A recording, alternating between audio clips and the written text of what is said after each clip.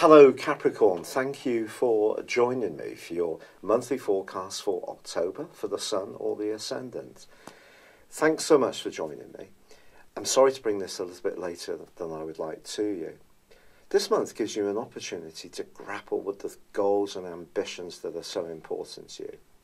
Now you're someone who tends to work towards targets in a very systematic, applied and determined way. There's not many Capricorns that don't reach their targets given time. And I read recently about an analysis of captains of industry, and the highest proportion were Capricorns because you have an innate understanding of responsibility. You can take on the pressures that other people perhaps may talk about wanting, but don't necessarily apply themselves to in the way that you can. So, as this month begins, the Sun and also Mercury, the planet of communication and of commerce, are beautifully positioned for you to really make progress, to demonstrate to people how talented you are, how capable you are, how you can raise your profile, whether it's within business, within your own enterprise, or within your own community. It just depends on what your goals and ambitions are, of course. Not everybody wants to be a big tycoon. Some of us are happier with more modest achievements, but whatever goals are important to you, they come under the astral spotlight. But on the 2nd of this month, there is a quarter moon in your opposite sign of Cancer. And strangely enough, however diplomatic and much you consider the implications of whatever you do, when you interact with anyone influential, they may not necessarily get the right end of your stick in the following week. I think the main thing is, yes, consider what people expect of you, but at the same time be true to yourself. Now, of course, Venus goes into a retrograde this month on the 5th, Venus being in your sector of friendships. Now, Venus is, of course, also the planet of relating. So if you're in a close emotional or romantic tie, the things you share in common are going to be something that you're going to think very carefully about for the rest of this month.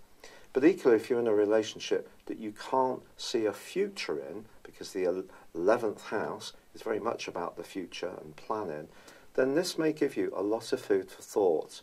You won't necessarily do anything dramatic straight away.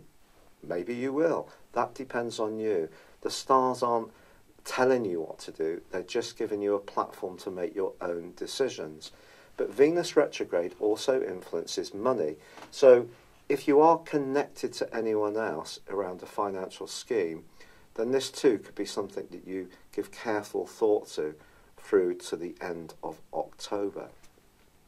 But on the 9th of this month, there is a platform for you to really supercharge those efforts when it comes to your goals and ambitions, because a new moon occurs. But this is a very complex new moon because it squares up with Pluto, the planet of power and transformation in your sign.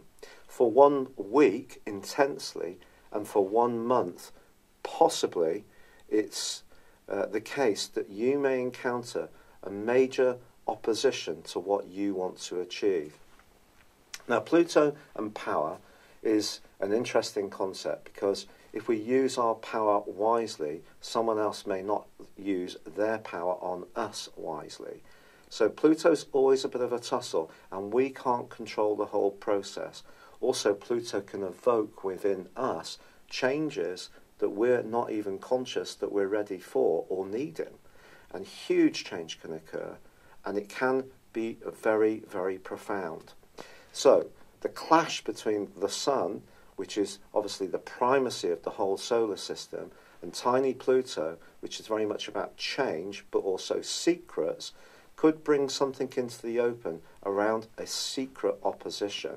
And that opposition may be that someone wants to block or inhibit the desire you have to make progress towards those goals.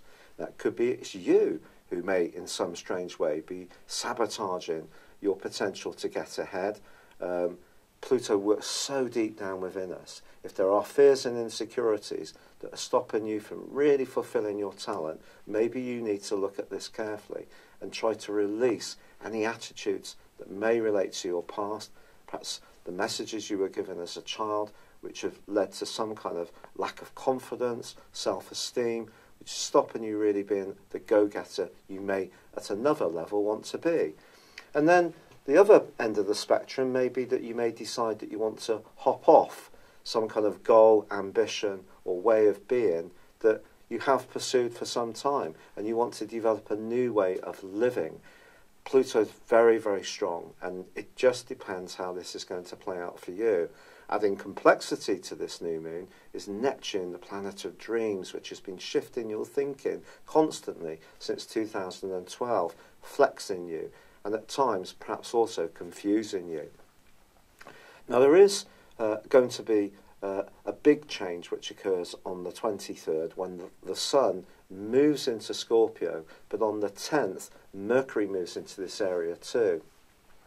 Now Mercury in your 11th house is entirely positive. It enables you to network, to build alliances, and if you do want to make important strides towards goals, you're not going to do it through naked ambition, because some way or another someone could feel threatened by that.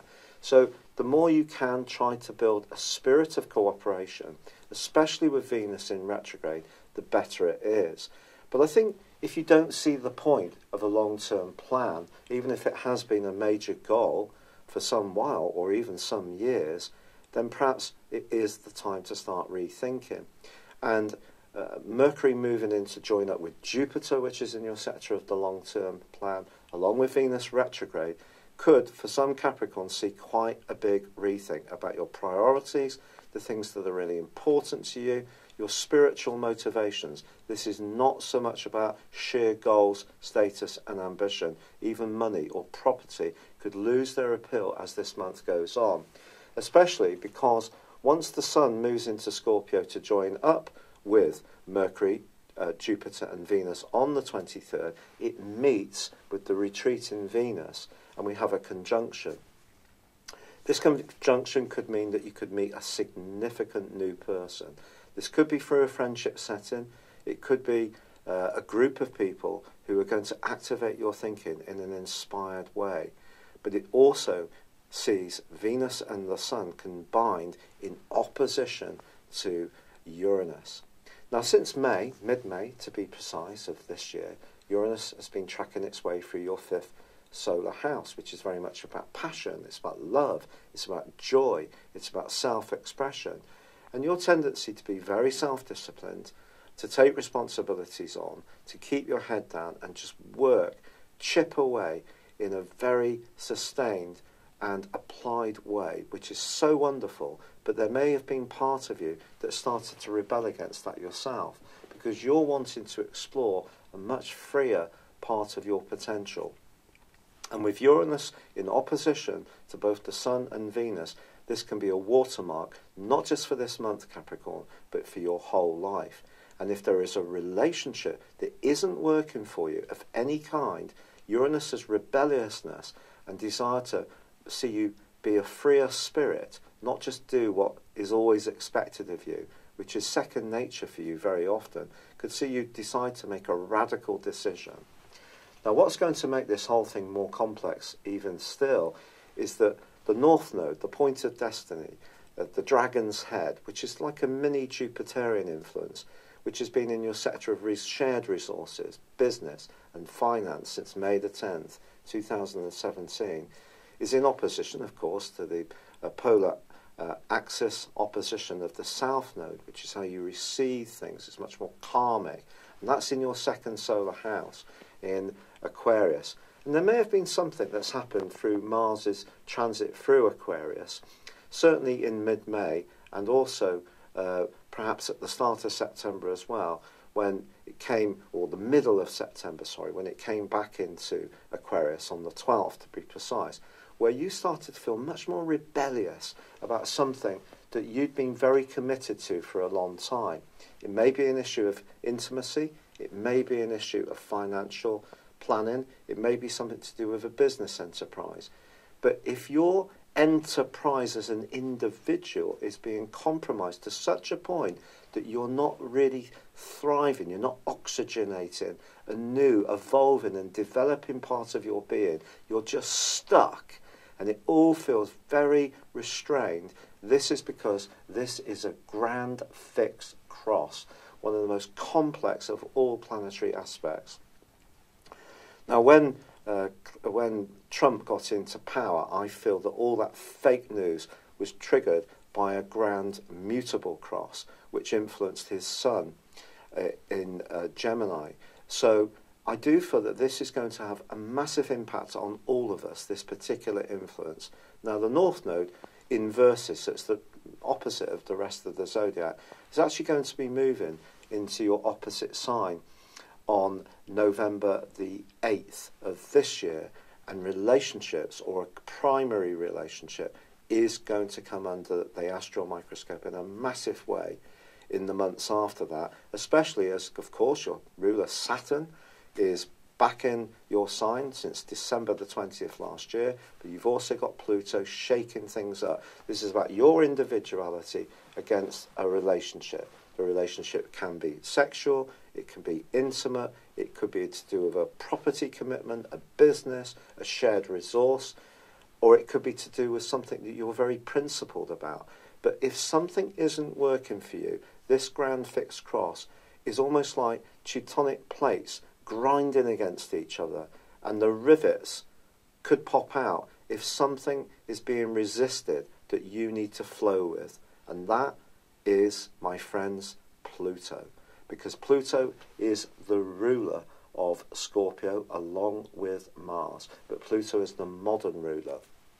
So what happens here with Uranus in opposition, pushing for change, for radical alterations, if your life isn't really being lived in a very vital way, something could alter.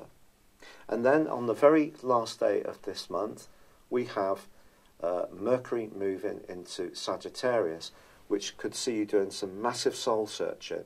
But before then, on the 26th, there is a full moon, and that full moon also links with Uranus. So if you have been keeping something down through your sheer self-discipline, that's seeing you resisting, being much freer, much more articulate, much more creative, living in your power, in the here and now, in this minute. And it could be that due to Saturn's transit through your sign, and also Pluto, that some kind of reconstruction needs to go on. Now I have, in my directions, which is a form of forecasting, I have energy in the sign of Capricorn as well. And I can see this going on in my own situation. It's not necessarily easy. Obviously, the rheumatoid arthritis that I'm suffering is something that is being affected by these directions. So these transits for you, especially with those big two outer hitters, the higher octave planets of Saturn and also Pluto, and the North Node sweeping in from November the 8th, is going to be very, very important. So remember, the stars don't tell you what to do, they just give you a platform. But with Pluto so potent this month, I don't think it's necessarily going to be something that you can resist, but it is something that's hugely exciting. So although a lot of the astrologers on YouTube particularly, I think, will put most of the emphasis on Venus's retrograde, and that's not wrong, I just feel there is a bigger picture that's so important, and it is to do with you activating a future which is based less on the natural principles of your sign, about being worthy, fitting in with what's expected, going with what the societal norms are, maintaining tradition. It's all about you just showing people how entertaining, funny, clever and talented you are. Go for it, Capricorn. I'd like to thank you for all the marvellously kind and supportive messages, and also the suggestions in terms of dealing with the rheumatoid arthritis. I have embraced a lot and made some significant changes. Unfortunately, the rheumatoid arthritis is really aggressive, so it looks like I'm going to have to go on a fairly heavy drug called methotrexate, which is a chemo drug. I am doing all the natural stuff as best I can, and I've got about a window of opportunity for 3 or 4 weeks to see if it will work.